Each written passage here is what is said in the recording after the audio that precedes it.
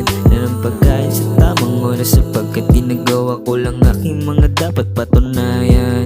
Mga oras na hindi ko namalayan, pagkagising trabaho at nalipasan na ng pagkain sa tamang oras, sapagkat ginagawa ko lang aking mga dapat patunayan.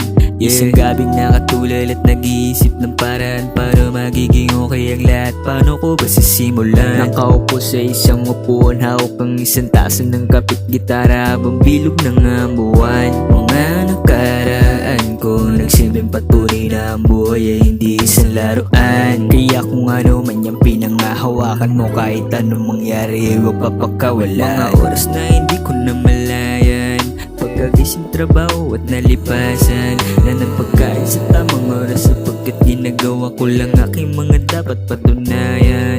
Mga oras na hindi ko namalayan, pagkagising trabaho at nalipasan na ng pagkain sa tamang oras, sapagkat ginagawa ko lang aking mga dapat patunayan.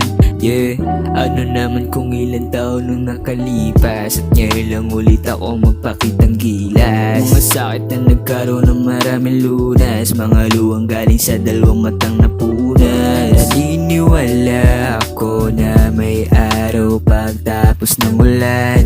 Kaya naman huwag mong madali, huwag mag-alala at magpakampante. Mundo na magulo, sistema na bago, mga karanasan ko na dito ko dinaan. Kaya naman naniniwala ako na may araw pagtapos ng ulan. Kaya naman huwag mong madali, huwag mag-alala at magpakampante. Mga oras na hindi ko namalayan, pagkagising trabaho at nalipasan na ng pagkain sa tamang oras, sapagkat ginagawa ko lang aking mga dapat patunayan.